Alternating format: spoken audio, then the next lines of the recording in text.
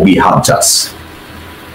হাজ্জাজ, কয়েকটা বাচ্চা ছেলে, তারা ইতিহাস জানে না, কিন্তু তারা ভারতীয় চুতমারানি হাসিনা শেখকে পন্দে লাথি দিয়ে বের করতে সমর্থ হয়েছে, যেখানে তোমার মতো বালছাল কোনো কাজে লাগে না হাজ্জাজ। সো এই ছোট বাচ্চা ছেলেদেরকে আন্ডারমাইন করে নিজেকে কাহুনা বানাতে চাচ্ছ। You are not a big kahuna Hajjaj. Who the fuck are you? তুমি কি দেখতে পাচ্ছ হাজ্জাজ, বাংলাদেশের নিউজ পেপার ধর্ষণকে এখন কিভাবে হাইলাইট করছে? তুমি কি দেখতে পাচ্ছ বাংলাদেশের অপরাধ প্রবণতাকে বর্তমান মিডিয়া কিভাবে হাইলাইট করছে? Isn't it A corporate decision? Isn't it? যদি বাংলাদেশের নিউজ পেপার এবং মিডিয়া কন্টিনিউয়াসলি ধর্ষণ, জঙ্গি, খুন, রাহাজানি, ডাকাতি, হত্যা এগুলোকে ফোকাস করে, তাইলেই তো ডক্টর মোহাম্মদ ইউনূসকে আন্ডারমাইন করা যাবে, তাই না হাজ্জাজ? তো তুমি যদি মনে করো just these are the people did not publish anything or did not focus on 21st of February, do you think it's the failure of these young leaders, student leader? Hajjaj, আমি তোমারে গালি দিলাম না, কারণ আমি তোমারে চিনি না। আমি তোমারে গালি দিলাম না, কিন্তু আমি তোমাকে লাইনে রাখলাম। বুঝে কথা বলো। বাংলাদেশের কর্পোরেট ওয়ার্ল্ড যদি সিদ্ধান্ত নেয়, এই কর্পোরেট ওয়ার্ল্ড কারা জানো? ক্রিমিনাল। এই কর্পোরেট ওয়ার্ল্ডের সাথে কোঅর্ডিনেট করছে কারা? সেক্রেটারিয়েটে ভারতের অ্যাপয়েন্টেড কতগুলো মাদার সান, যাদের মা বেশ্যা জন্ম দিয়ে বের করেছে এই বেশ্যাগুলোকে, এখন ওখানে বসে আছে, কর্পোরেট ওয়ার্ল্ডকে সাপোর্ট করছে। তারা ডক্টর ইউনূসকে সাপোর্ট করে না, মুখে মুখে সাপোর্ট করে, কিন্তু পিছনে বিহাইন্ড দ্য সিন তারা ওয়াকারের পাচাটে। তো Hajjaj, in the future young লিডারদেরকে অসম্মান করার আগে একটু চিন্তা করো। আমি জানি না তুমি কে, হয়তো বা তোমার সাথে আমার একদিন কথাও হবে। তোমাদের তো আবার হেডাম এত চেটের বাল, তোমরা ফোন করলে আবার চিন্তা করো। আমার লোকজনরা ফোন করে বলে যায় জ্যাকব মিল্টনের সাথে টকশো করবে, তখন সবাই উঠে দৌড় দেয়। জ্যাকব মিল্টনের সাথে টকশোতে বসতে গেলে তখন তোমাদের প্রকৃতি আর দম থাকে না।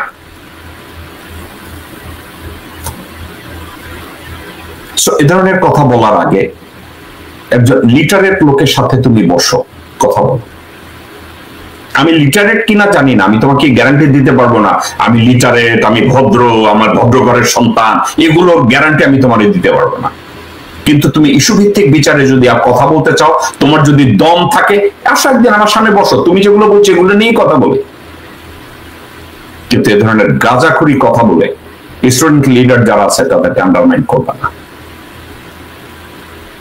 দর্শক বিন্দু, আজকের সর্বশেষ আর একটা বিষয় নিয়ে কথা বলে আজকের কথা বলে আমি শেষ করব।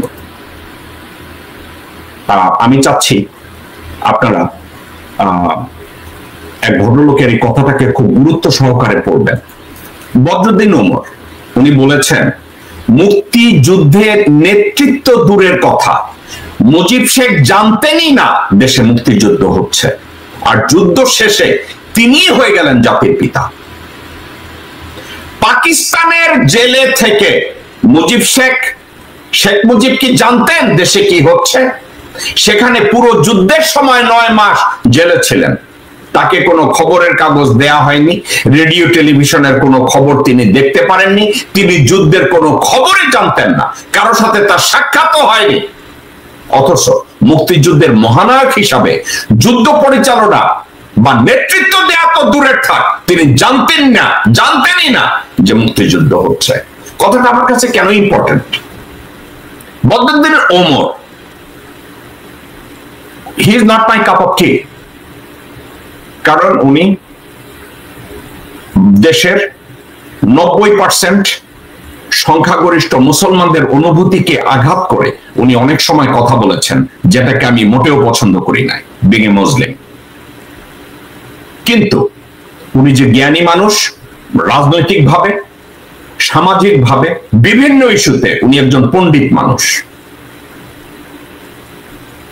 এবং আরো একটা যোগ্যতা এবং প্রশংসা আমি ওনাকে করতে চাই।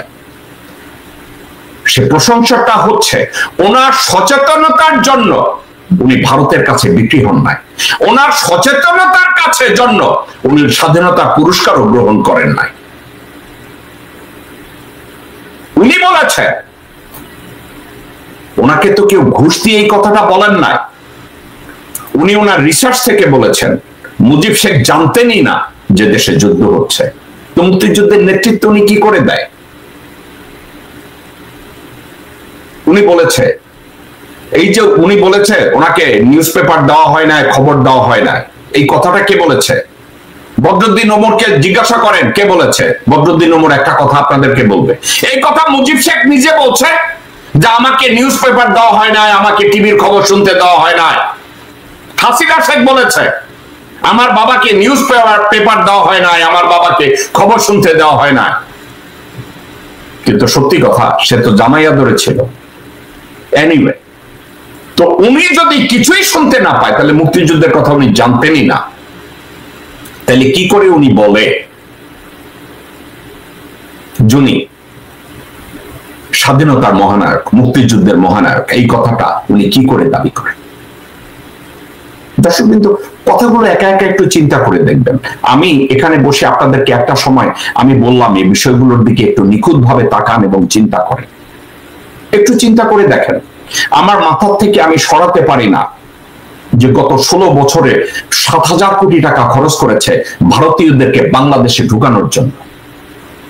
আমি একটা সেকেন্ডের জন্য চিন্তা করতে পারি না ভারতীয় এই ট্রাকগুলোর ভিতরে জঙ্গি ঢুকিয়েছে, অস্ত্র ঢুকিয়েছে, নারী পাচার করেছে, মেশিন গান ঢুকিয়েছে, পারমাণবিক অস্ত্র ঢুকিয়েছে বাংলাদেশকে ধ্বংস করার জন্য। আর কি কি পার করেছে হাসিনা বাগী, আমার মাথা থেকে আমি সরাতে পারি না। এক সেকেন্ডের জন্য আমি সরাতে পারি না বাংলাদেশকে কিভাবে ধ্বংস করেছে। আজকে তারা বাংলাদেশে বসে জয় বাংলার বদলে একটা স্লোগান তুলেছে, জয় বাংলা আছে, তার পাশে আরেকটা স্লোগান তুলেছে। ওই স্লোগানটার নাম কি? নির্বাচন। নির্বাচন, জয় বাংলা, নির্বাচন চাই। কারণ তাদের টার্গেট একটা, ইউনূস খেদা আর ভারত বাঁচাও। দর্শকবৃন্দ, এই ছিল আমাদের শো। আপনাদের সাথে আগামী বুধবার দিন বাংলাদেশ সময় রাত্র 11টায় আপনাদের সাথে আবার দেখা হবে অন্য কোনো বিষয় নিয়ে। আমার জন্য দোয়া করবেন, আমি আপনাদের জন্য দোয়া করি। তখন পর্যন্ত আপনারা সুস্থ থাকুন, ভালো থাকুন। মাহে রমজান, আল্লাহ পাক আমাদের সবার এই রমজান মাসটা আমাদের জন্য রহমতের মাস হিসাবে আল্লাহ যেন নাজিল করেন। আসসালামু আলাইকুম।